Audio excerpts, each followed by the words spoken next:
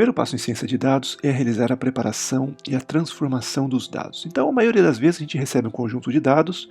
Esse conjunto de dados pode conter erros, entradas faltantes, entradas duplicadas, e é fundamental saber tratar esses dados para começar a aplicar os algoritmos, ou seja, depois desse tratamento nós podemos realmente realizar a parte de Machine Learning, a parte de análise estatística nesses dados. Então vamos ver aqui um notebook do Jupyter. Nessa aula então a gente vai aprender como preparar esses dados para começar a trabalhar com eles. Então inicialmente eu criei aqui um conjunto de dados da Iris. Esse conjunto de dados tem vários erros, então vamos executando aqui. Então, para ler esses dados, o que eu vou fazer? Eu vou usar a biblioteca Pandas. Então, notem, a biblioteca Pandas ela vai ler um arquivo CSV, é um arquivo que geralmente se abre com Excel, e aí, quando eu abro esse arquivo, então, data.header, eu vou simplesmente ver as 25 primeiras linhas do arquivo, então estão aqui. Então, a gente pode ver que tem alguns erros. Então, notem, eu tenho aqui uma interrogação, ou seja, ele não sabe o que é. Tem not a number é um valor não reconhecido, é um valor que não é numérico, é um valor que simplesmente o computador usa quando ele não sabe que tipo que é. E notem que aqui eu coloquei no final duplicada como sendo linhas duplicadas. Então notem que essas duas linhas aqui ó, são iguais. Aí tem uma outra aqui que são também duplicadas. Então notem, eu tenho vários problemas nesses dados. Então o problema principal é entradas com interrogação, not a number e linhas duplicadas. Então como é que a gente remove esses elementos para os dados ficarem prontos para serem trabalhados? Então para remover linhas com not a number é muito simples, basta fazer data.drop.na. Nesse caso, quando eu faço esse comando, eu simplesmente removi as linhas que tinham not a number. Então notem que aqui a linha 5, então notem que essa primeira coluna aqui é o rótulo da linha, tá? E a coluna, a gente tem o rótulo dos atributos. Então o Pandas ele tem um rótulo para as linhas e um rótulo para as colunas. Então notem que a linha 5 continha not a number e a linha 24. Então se a gente olhar aqui de novo, pode ver que removeu a linha 5 e removeu a linha 24 também. Bom, mas agora a gente quer remover as linhas duplicadas. Então para isso eu faço data.duplicated. E aí o que ele vai falar? Ele vai colocar falso quando não for duplicado e verdadeiro quando for duplicado. Então veja, a linha 1 ele fala que é duplicada, então a gente olha aqui, é duplicada. Notem que essa daqui, a linha 0 ele colocou que não. Por quê? Porque no fundo a 1 é duplicação da 0. Então ele coloca só true na linha 1. E aí para a gente remover, então tem esse comando duplicates, e aí se a gente fizer isso, a gente nota que ele removeu a linha 1. Então não temos mais entradas com not a number e nem entradas duplicadas. Agora eu quero remover as interrogações, que é o que sobrou aqui, né? Para eu remover a interrogação tem várias maneiras, mas uma maneira esperta é fazer o quê? Eu simplesmente transformo a interrogação em um not a number e depois disso eu removo o not a number que nem eu fiz anteriormente. Então, o que eu fiz aqui? Ó? Onde tinha aqui a interrogação, na linha 2, com o rótulo 2, na verdade, eu coloquei aqui not a number, e agora eu venho aqui e removo os not a numbers. Então, removeu a linha, então agora o nosso dado está pronto. Em alguns casos, nós podemos querer remover algumas colunas que são irrelevantes. No nosso caso aqui não tem nenhuma coluna irrelevante, mas vamos supor que eu quero remover as colunas número 2 e número 4. Notem que sempre começa com o número 0 os índices das colunas. Então como é que eu faço isso? Eu uso esse data.drop, e aqui eu vou passar quais colunas. Então, quando eu faço data.columns, eu estou passando o label das colunas, não estou passando o índice. Então, notem, nesse exemplo, então eu tenho aqui todas as colunas do conjunto de dados da Iris, e essas aqui são as removidas, ou seja, eu removi a coluna 2 e a coluna 4. Então, se eu olhar aqui, a coluna 2 está aqui e a coluna 4 está aqui. Então, eu uso esse data.drop, e notem que aqui x igual a 1 quer dizer coluna. Se eu quiser remover linhas, eu faço o mesmo comando. Aqui eu vou passar o índice da coluna, ou seja, eu vou passar não o label, mas o índice. E aqui x igual a 0, porque eu quero remover as linhas. Então, quando eu executo esse comando aqui, eu removi a linha 0 e a linha 2. Então, a 0 seria essa daqui e a 2 seria essa daqui. Então, o label é 0 e 6. Então, se eu olhar aqui, o 0 e 6 sumiram. Outra opção é substituição de valores ausentes. Então vamos ler novamente os dados, porque a gente já transformou esses dados. Então o que eu quero fazer agora? Eu quero fazer o seguinte, eu quero primeiro substituir esse valor aqui, que seria uma interrogação por not a number, que nem a gente fez anteriormente. Então substituímos, então aqui estava uma interrogação, ficou not a number. E aí o que eu vou fazer? Eu quero substituir esse not a number por alguma coisa. E alguma coisa seria o quê? Seria, por exemplo, colocar a média. E aí por que eu transformei para not a number? Porque tem um comando aqui, ó, chama np.isNone, ou seja, ele vai verificar se é um not a number. Se for verdade, ele faz alguma coisa. Então o que eu vou fazer? Uma opção é remover, que nem a gente fez anteriormente. Outra opção é eu substituir esse not a number por algum valor. Qual é o valor que geralmente a gente coloca? É o valor mais provável, que é a média. Então, por exemplo, o que eu faço? Em vez de eu remover, eu vou simplesmente calcular a média dessa coluna e vou colocar a média nesses dois locais aqui, ou outros locais que eu tenho not a number. Então, como é que eu faço isso?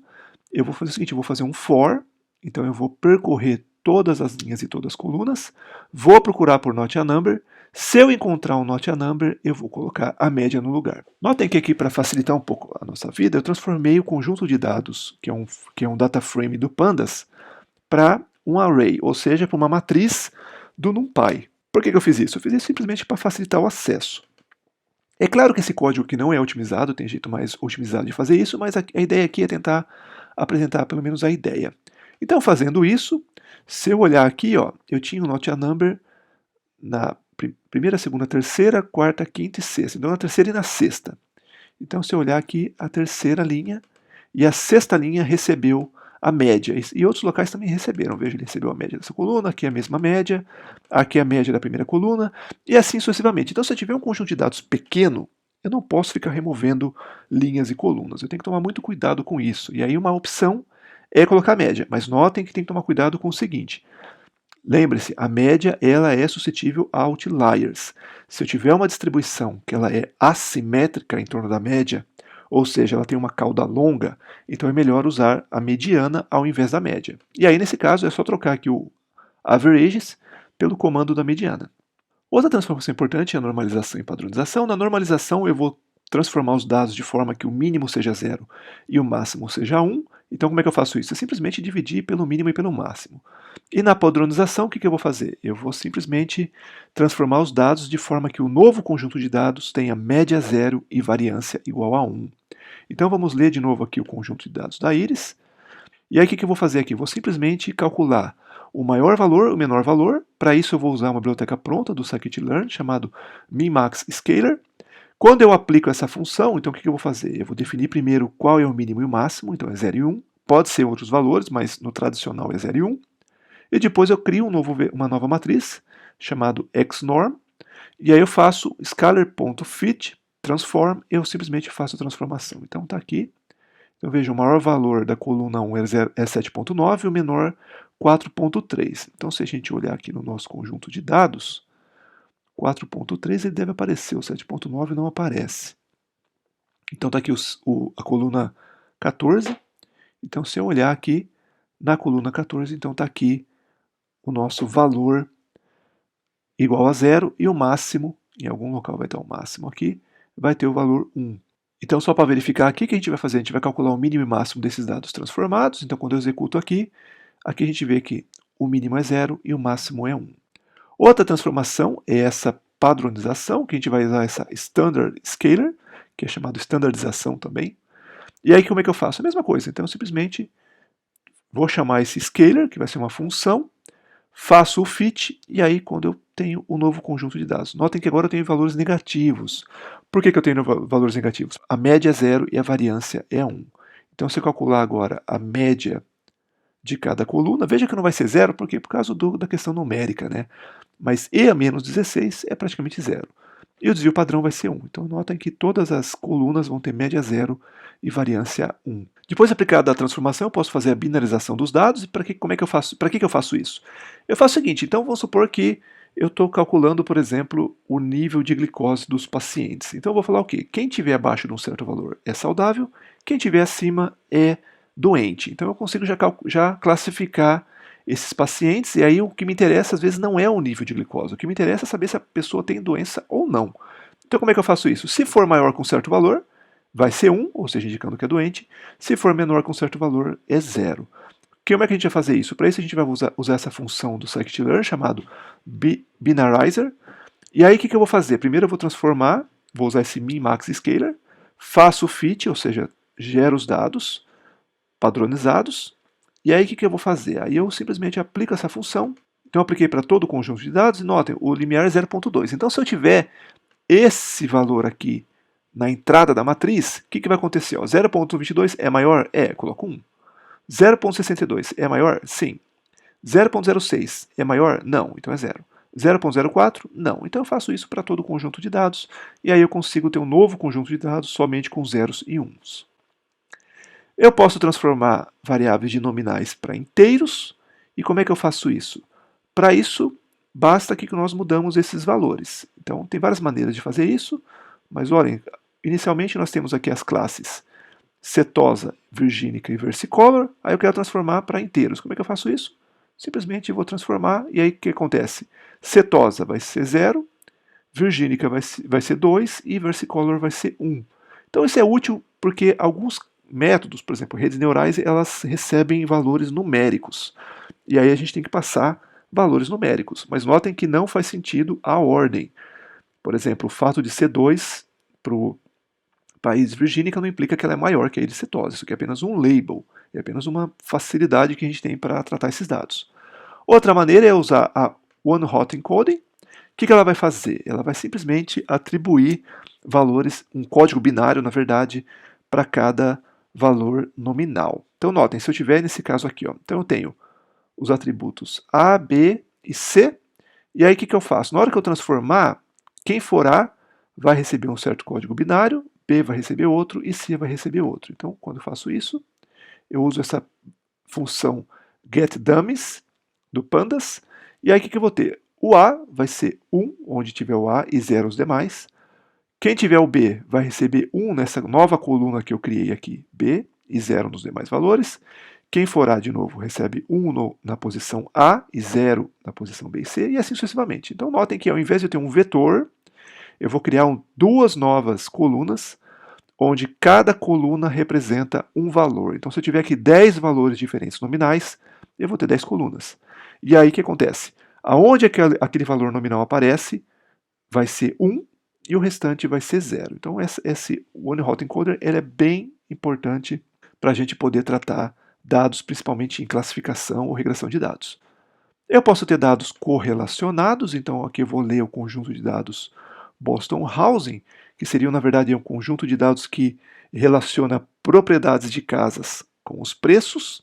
Então a gente tem aqui, então aqui está o preço médio, aqui tem várias propriedades. Depois vocês olhem na internet o que quer dizer essa base, cada um desses atributos tem um significado. Então, o primeiro, por exemplo, relacionado com taxa de crime e assim sucessivamente.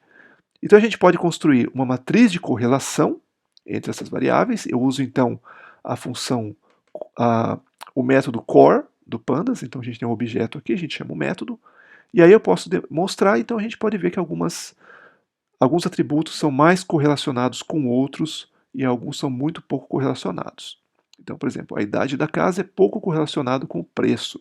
E a gente pode ver que esse conjunto está armazenado numa matriz, onde 1 vai ser o máximo, que é a correlação de Pearson, e menos 1 vai ser o mínimo.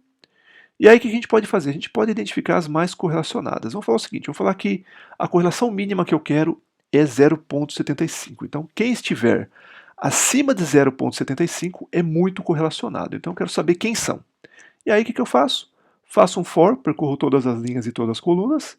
Se a correlação for maior que P, eu simplesmente guardo essa variável e aqui eu simplesmente imprimo. Então, essas aqui são as variáveis mais correlacionadas, ou seja, essa variável indus está correlacionada com a Knox, a Knox com indus, obviamente, então não precisava imprimir duas vezes, mas só para a gente ver, né?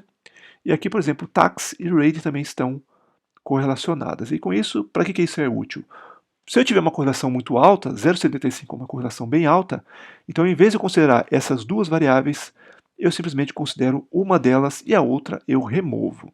Outra propriedade que a gente pode ter nos dados são dados desbalanceados, então vamos ler aqui uma nova base de dados, que é a base de dados de veículos, ou seja, eu tenho propriedades do veículo, e a última coluna é a classe. Então seria uma van, uma Saab, ou um ônibus, ou coisa assim. E aqui então a gente tem as classes. E aí eu quero fazer o quê? Eu quero saber quantos elementos eu tenho em cada classe. Então notem que, se eu mostrar num gráfico de barras é melhor ainda, né? Eu tenho uma boa, estão bem distribuídos, ou seja, eu tenho desde 199 até 218. Então não tem um grande desbalanceamento, mas em muitos casos a gente vai ver que tem. Então o que eu quero fazer? Eu quero fazer o seguinte, eu quero balancear de forma a escolher somente 3 elementos de cada classe. Então eu quero um novo conjunto de dados com apenas 3 elementos. Então o que eu faço? Defino como sendo 3, e aí eu vou pegar aleatoriamente, então eu faço np.random.choice, vou colocar replace igual a false, ou seja, eu quero pegar sem reposição, e aí eu simplesmente pego então 3 índices aleatórios para cada classe, então eu vou lá na classe bus, seleciono todo mundo que é da classe bus, então isso aqui vai ter um certo índice, e aí é aqui que eu seleciono esse índice, eu uso esse np.arguer, e aí eu pego, dentre esses índices que eu peguei, que eu armazenei no vetor A, eu vou pegar simplesmente N, ou seja, vou pegar 3. E aí eu simplesmente mostro aqui os que eu peguei. Então está aqui 3 observações da classe Bus, 3 da Opel, 3 da Saab e 3 da Van. Então agora eu tenho um conjunto de dados muito bem balanceado. Eu posso verificar se tem outliers, e para isso a gente viu na aula de estatística descritiva que a gente pode calcular o box plot. Então o que seria um box plot? Então aqui eu tenho o primeiro quartil, o terceiro quartil, aqui está a mediana, e aqui está a distância, que é Q1 menos 1,5 IQR, ou seja, IQR é a distância interquartil, ou seja, é o Q3 menos Q1. E aí quem estiver fora desse intervalo, a gente classifica como sendo outliers. Então vamos ver no caso da íris aqui. Se a gente plotar, a gente pode ver que a gente tem alguns outliers no caso da íris. Podemos ainda calcular essa distância interquartil. Então calculei aqui. Então o que eu fiz aqui? Eu tenho aqui, gerei aqui um conjunto de dados, então gerei um conjunto de dados, armazenei no Pandas, no data frame do Pandas. Então a variável A vai ser valores de 1 a 200 aleatoriamente, o B também. Então está aqui meu conjunto de dados. Agora eu quero fazer o quê? Eu quero simplesmente mostrar esse conjunto de dados. Então vamos mostrar ele aqui. Então notem que alguns valores são muito longe desses aqui, certo? Então estão todos eles aqui. E agora eu vou fazer o seguinte, vamos encontrar os outliers. Como é que eu vou fazer para identificar os outliers? Os outliers é quem estiver fora desse intervalo aqui. Ou seja, quem for menor do que o Q1 menos 1,5 IQR, ou quem for maior do que 3 mais 1,5 IQR. Então aqui, isso que eu fiz. Então quem for menor que Q1 menos 1,5 IQR, lembre-se, o IQR quem que ele é? É o terceiro quartil menos o primeiro quartil. Ou, que é essa barra aqui, data maior. Então, se eu fizer isso, eu identifico, então coloco false quando não tem, e true quando eu tenho um outlier. Então, esse valor aqui é um outlier. E aí, se eu quiser agora remover esses outliers, o que eu vou fazer? Eu vou primeiro colocar como eu tenho uma linha, eu tenho um outlier se tiver pelo menos um valor fora dessa região. Então, por exemplo, a linha 3 tem um outlier. Então, o que eu vou fazer? Eu vou colocar essa linha aqui como sendo, quer dizer, eu vou indicar que essa linha tem um outlier. Então, daqui a linha 3 é um verdadeiro, porque ela tem pelo menos um outlier. Então, agora, para remover os outliers, o que eu vou fazer? Eu vou armazenar esses resultados em um vetor. Então, guardei aqui no vetor V, e vou usar aquele comando data.drop. Aí eu vou passar esse V como sendo uma lista, x0 para remover as linhas. Então, fazendo isso, nós vemos que nós removemos os outliers. Então veja aqui, o 3, a linha 3, 5 e 6 eram outliers, então a gente vê que removeu a 13, a 5 e a 6, aí vai para 7, aí 8, 9, aí 10 e 11 também, então está aqui, removeram também. Então com isso a gente consegue remover outliers do nosso conjunto de dados. Outra transformação que podemos realizar nos dados é a análise dos componentes principais, que é chamado de PCA também, que é Principal Component Analysis. Então aqui eu não vou passar a teoria, só vou mostrar como a gente realiza. A teoria envolve espectro de matrizes, não envolve teoria de álgebra linear, e depois eu vou gravar uma aula só sobre isso. Mas, só para a gente ter uma ideia, então a gente lê de novo o conjunto de dados. Depois que eu ler o conjunto de dados, aqui eu vou transformar ele para NumPy. O y não vou usar, ou seja, o y representa a classe. Então eu vou usar só de 0 até n igual a -1, até aqui. Aí eu vou fazer o quê? Primeiro eu vou fazer uma transformação, então eu vou aplicar o Standard Scalar, ou seja, o novo conjunto de dados vai ter média 0 e variância 1. Então aqui se eu aplicar o PCA, então o que eu vou fazer? Eu vou plotar o primeiro e o segundo eixo, então plotei aqui. E é importante ressaltar que a distância na projeção, ela reflete a similaridade entre as observações. Então o PCA é uma ótima maneira de a gente ver a similaridade entre os objetos. Por exemplo, se eu colorir agora de acordo com a classe, então nós notamos que aqui está a classe setosa, então ela é bem diferente das outras duas espécies. Aqui está a versicolor e a virgínica, e notem que algumas observações são muito parecidas. Então aqui eu tenho uma flor virgínica e uma flor versicolor, e elas são muito similares em termos dos atributos. Nós podemos ainda no PCA estimar o número de componentes que eu posso estar interessado, ou seja, eu vou analisar quanto que eu tenho de variação em cada componente. Então veja o seguinte, aqui quando eu ploto o número de componentes, então se eu usar 2 componentes, eu consigo explicar mais de 95% de variação nos dados. Então para isso eu tenho aqui esse método CANSUM, aqui do NumPy, e aí eu pego PCA.Splined Variance Ratio, ou seja, ele vai me dar quanto que está sendo explicado por cada um dos eixos que eu projetei, e aí eu consigo saber se projetar em 2 dimensões é uma boa ideia. Nesse caso porque eu consigo explicar mais de 95% da variação nos dados. Se fosse, por exemplo, 0,3, aí eu precisaria de mais eixos. Então, temos aqui alguns exercícios para vocês fazerem para fixar esses conceitos. Eu sugiro que vocês tentem fazer. Esse notebook aqui vai estar disponível no GitHub, github.com/franciscoicmc. Cliquem aqui em Ciência de Dados. E aqui está Limpeza e Transformação, que é esse notebook que a gente acabou de tratar. Então basta que vocês executem aqui os códigos para vocês entenderem melhor o que está acontecendo. E aqui é importante que tenha um conjunto de dados aqui, data.zip, que vai ter os dados que a gente utilizou. Então basta descompactar esse data.zip no mesmo diretório que vocês vão fazer download dessa aula 1, e aí descompactando, vocês podem usar e simplesmente executar os códigos.